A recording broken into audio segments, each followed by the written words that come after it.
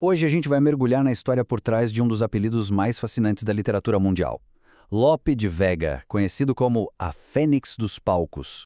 Pensa bem, como é que uma pessoa sozinha consegue saber virar de ponta cabeça uma arte inteira? Essa é uma pergunta daquelas sobre genialidade. E para responder, no caso do teatro, a gente precisa viajar lá para a Espanha do século de ouro. Pois é, lá nesse período, um dramaturgo fez exatamente isso. O nome dele, Lope de Vega. E olha, ele não foi só mais um escritor. Ele foi uma verdadeira força da natureza que redesenhou o que o teatro podia ser. A lenda em torno dele geralmente é resumida em dois títulos bem poderosos: o Grande Renovador do Teatro e a Fênix dos Engenhos. São nomes grandiosos e cada um deles tem um porquê. A questão é, o que esses títulos significam na prática? E como foi que ele conquistou essa fama? Como é que ele se tornou um renovador e uma fênix ao mesmo tempo? É exatamente isso que a gente vai desvendar agora. Vamos começar pela primeira parte, pelo papel dele como um tremendo inovador.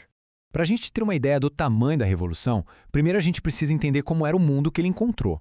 O teatro da época era muito formal, sabe? Previsível, cheio de regras, bem engessado, para ser sincero. E olha só esse contraste, é gritante. Lope de Vega pegou a estrutura de 5 atos e, simplificou para 3 muito mais ágeis. Ele demoliu aquele muro que separava a tragédia da comédia, misturando riso e lágrimas na mesma história. E talvez o mais importante de tudo, ele tirou o teatro dos salões da elite e levou para as praças, para o povão.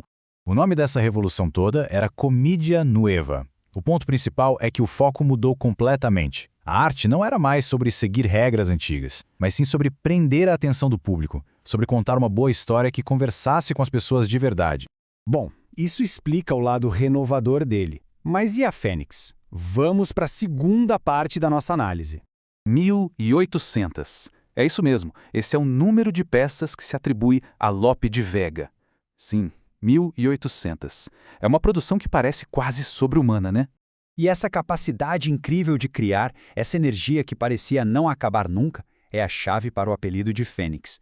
Dava a impressão que ele renascia a cada nova peça com uma criatividade que nunca se esgotava.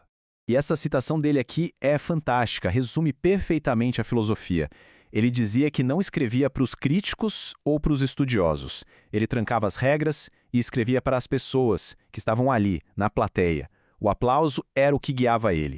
E aqui a metáfora da Fênix se encaixa como uma luva. A Fênix renasce das cinzas. O Lope de Vega fez o teatro espanhol renascer das cinzas daquelas regras antigas e chatas, criando algo totalmente novo, popular e cheio de vida.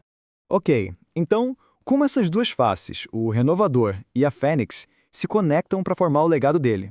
A verdade é que não dá para separar uma coisa da outra. A capacidade dele de produzir tanto, feito uma fênix, só foi possível porque ele quebrou as regras e criou um modelo novo, o do renovador, que deu a ele liberdade para criar sem limites. Resumindo, o impacto dele foi imenso.